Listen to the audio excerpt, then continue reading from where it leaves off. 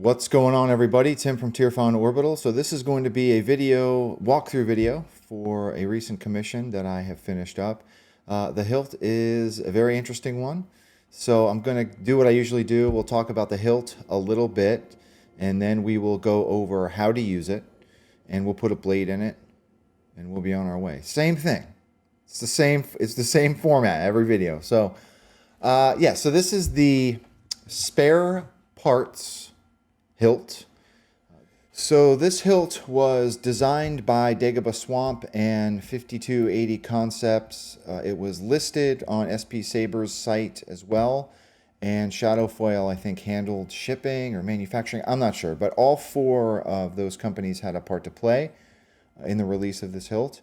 It is based on Master Sifo-Dyas hilt design, and it's quite an interesting one. It is a very gnarly looking hilt. So let's talk about the hilt, put a core in it, and do a little demo, right? So here is the hilt, and what I completely forgot to mention is that this hilt was beautifully weathered by Austin over at Astoria Workshop. Austin also added this gouge that is in the middle of the hilt. This thing looks gnarly. I mean, it looks really beat up. You can really tell that Austin went to town on this thing. So the weathering was done by Astoria Workshop, and this thing it's heavy. It's a beast, right? And so what I appreciated that they included with this particular hilt is that there's different inserts for each end of the hilt. So this is the pommel end of the hilt. There's a cover tech wheel here, so the pommel end is below the cover tech, and this is a single button setup. So the emitter part is up here towards the top. So there are different inserts, right? So obviously your speaker pommel is the vented one, and you want to use that when you are using the hilt. Obviously you're not going to hear anything, right? They do also include like a muted version. I'm not quite sure why they would include that, other than, you know, if you're just using it for display purposes and it's not installed. That's included. They also include a blade plug version that screws into the top of the hilt. Okay, and what I actually just realized in taking these I threaded in the 1-inch blade emitter cap for the demo, right? But they also included a 7/8 inch emitter cap. So that means, so the way I installed this, the PCB emitter is below this pommel cap. So essentially what that means is you could use either a 7/8 inch blade or a 1-inch blade with this hilt. I love that. I think that's a great idea. To be able to swap, or, you know, if you have a preference, you can totally use any blade size that you want. So I thought that was really cool, right? So yeah, a little bit of a, not difficult, but it's different to use than other hilts. Mainly what I noticed is getting the pommel off, because there's nowhere to grab, like it's just awkward grabbing this pommel. So to start it, you just kind of have to start it with your fingers and then unscrew it, and that's how the pommel cap comes off. And the top is just a threaded insert. All brass pieces, nice and hefty. Feels really good in the hand, right? So that's how the pommel comes off. We've got a cover tech wheel here. Here is the gouge. Obviously, you know, what are you going to use that gouge for? You're going to use it for a crystal, and that's what we did. So I'll go over that when we do the walkthrough.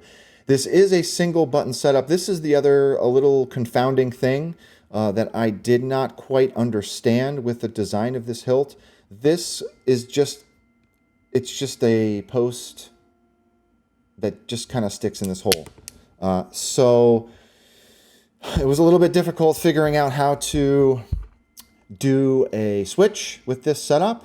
I did not want to start drilling holes into the hilt and ruining the hilt that way. It's a thick-walled hilt too, so to put like tactiles underneath the body of the hilt, that would have been a whole thing. So I ended up going with a magnetized switch solution. And that just kind of sits in the chassis here. There is a secondary chassis that holds the PCB emitter and the 6-rail PCB. And we'll go over that right now. So I'm going to talk about the chassis. We're going to come into Fusion. Here is the chassis that I designed for this build. Okay, so we have plenty of room for a 28mm speaker. Battery tray is here. I did do some greebly work on this one as well. Proffie board is press fit into this area. So obviously, you know, we're putting a crystal so you can see it through that gouge. So this is where the crystal sits. We've got 2 NeoPixels, top and bottom, both of their own separate blade. And I just did some, you know, emboss work on it. I did put Tearfon orbital here as well. And the PCB, this is a PCB from CC Sabers that sits up here. Nice and simple. We do have a kill switch up top as well. So nice, simple, removable setup, right?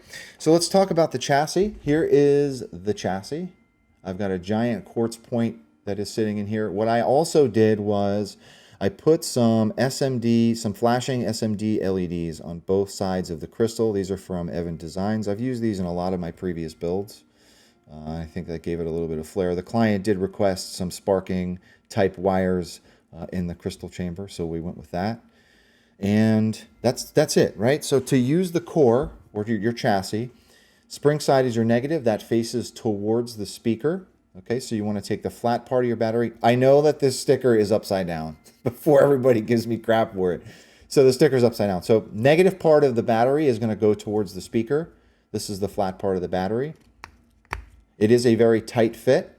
So kind of cradle the chassis when you're putting the battery in. Once your battery is in, you hit your switch. I'll show you the dark side. Okay, and you're ready to go. So here is the crystal. It's probably going to be washed out in the camera, but you can see those SMD LEDs there. Super loud setup. So that speaker is from Jeremy at the Saber Merchant. That's a 28mm bass speaker. So to put your core in, okay. So obviously you want to line up that crystal with that window. Okay, just kind of slide your core in until it stops. Then you want to take your speaker pod. So I did add a little resonance ring here. I played around with the spacing, and that seemed to give the best amount of resonance. So this is what I was talking about. So to screw this pommel in, it's a little awkward. I'd use my fingers to just kind of get it all the way to the end until it stops. You really don't need to crank it down and all. You just kind of like wait till it stops, and then you're good to go. Okay? So let's come down to the bottom here. There's that crystal. Okay? So twist to activate, twist to deactivate, all that good stuff's on. This is a single button setup to switch your fonts while the saber is pointed up. You just long press and release. I am no Jedi. I need someone to show me my place. I'm Cal Kestis. There's that crystal. So like I mentioned, with that switch, it's just a very awkward switch solution. Okay, this is held in with a magnet.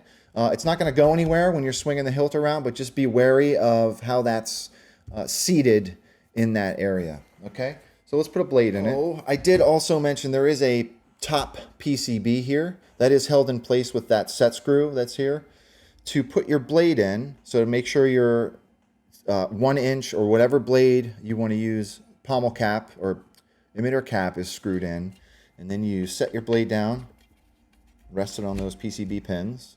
And there is a set screw right in this ring here. And you just want to tighten that down so it's hugging the blade.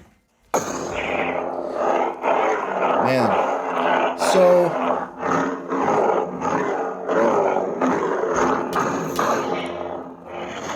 General Kenobi.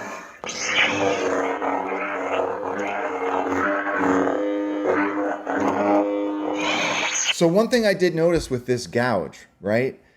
Sound is venting out of this gouge as well. I mean, the resonance in this hilt sounds fantastic. It's really shocking how much sound comes out of this gouge. I mean, you can feel the vacuum from the speaker.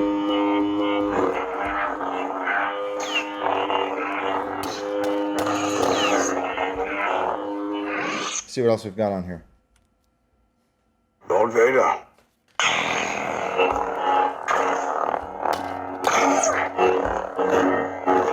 Yeah, great sounding hilt, which surprised me because this speaker pommel, or the pommel cap, I mean, it's vented, but it's very small. But man, does a lot of sound come out of this gouge. It sounds so good.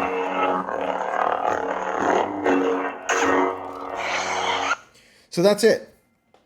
Nice and simple walkthrough video. I mean, with that gouge being in the middle of the hilt, it's a no-brainer to put a crystal in there. So I'm happy with the result. To the client, thank you very much for trusting me with your install. To the viewers, if anyone has any questions about this particular install or you know, how I went about doing the chassis or anything, everybody has been great. If anyone has any questions, just please don't be a stranger. I'm always happy to help somebody. And that's it. That's all I got. So with that being said, may the force be with you always.